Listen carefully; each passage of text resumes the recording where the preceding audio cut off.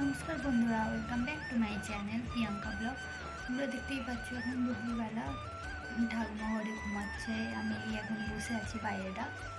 তো কাল পঞ্চম দোল, কাল পঞ্চম দোলে আমাদের বাড়িতে ভোগ দেওয়া হবে, মানে মন্দিরে ভোগ দেওয়া হবে। তো যা যা হবে, যাই কিছু হবে, তো চলো তোমাদের সাথে সেটাই শেয়ার করবো। তো ভিডিওটা দেখতে থাকো।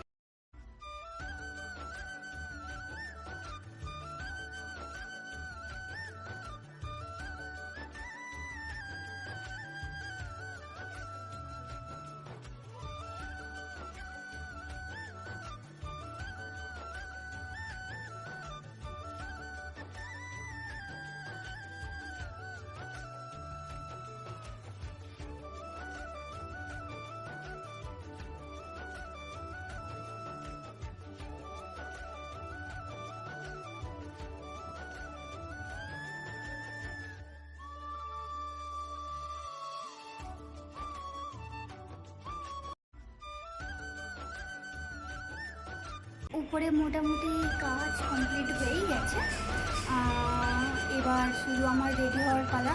এই নিচে এসে আলতারে পরে চান টান করে আমি এবার শুধু শাড়ি পরবো। শাড়িটা পরে উপরে যাই, তোমাদের সাথে সব কিছুই শেয়ার করবো। ভিডিওটা দেখতে থাকো, তোমাদের আশা করি ভালো লাগবে। তো ফাইনালি আমি রেডি হয়ে গেছি, দেখতেই পাচ্ছ আমি শাড়ি আরে পরে রেডি হয়ে গেছি। তো চলো উপরে যাওয়া যাক, উপরে গিয়ে যা যা হচ্ছে তোমাদের সাথে শেয়ার করবো, দেখতে থাকো ভিডিও।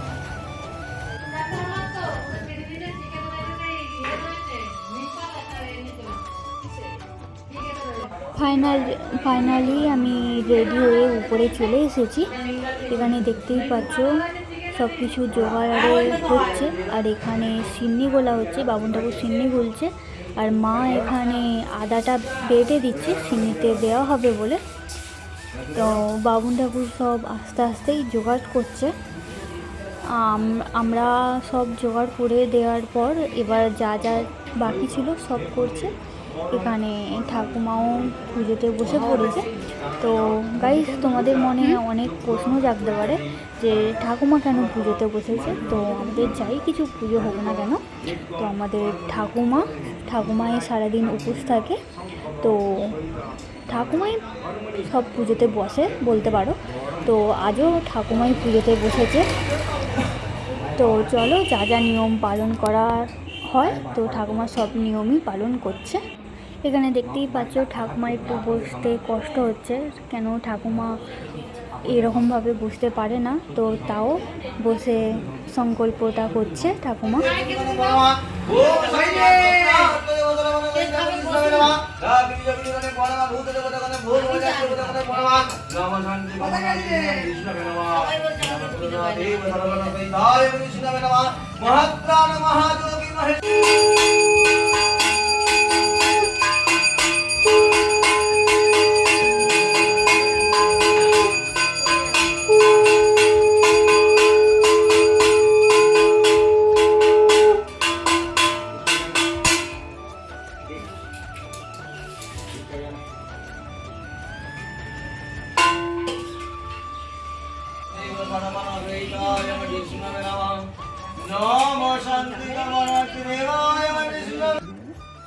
এখানে দেখতেই পাচ্ছ ঠাকুরমশাই বলছে মোমবাতি আরে জ্বেলে দেওয়ার কথা। তো আমি জ্বালতে বসেছি, মা ঠাকুমাদের আরে সব জ্বালা হয়ে গেছে।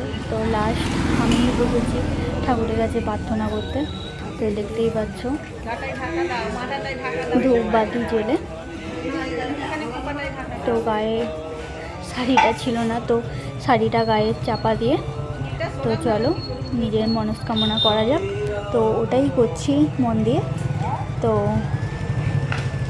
আমার ধূপ আরে জ্বালা হয়েই গেছে বলতে গেলে। তো হয়ে যাওয়ার পর নিচে যাব, নিচে ওখানে খেতে বসেছে। তো চলো যাওয়া যাক নিচে। এখানে দেখতেই পাচ্ছ সবাই খেতে বসে গেছে। আজকের মতো এই পর্যন্ত। তোমাদের ভিডিওটা কেমন লাগলো অবশ্যই কমেন্ট করবে, আর দেখা হচ্ছে নেক্সট ভিডিও।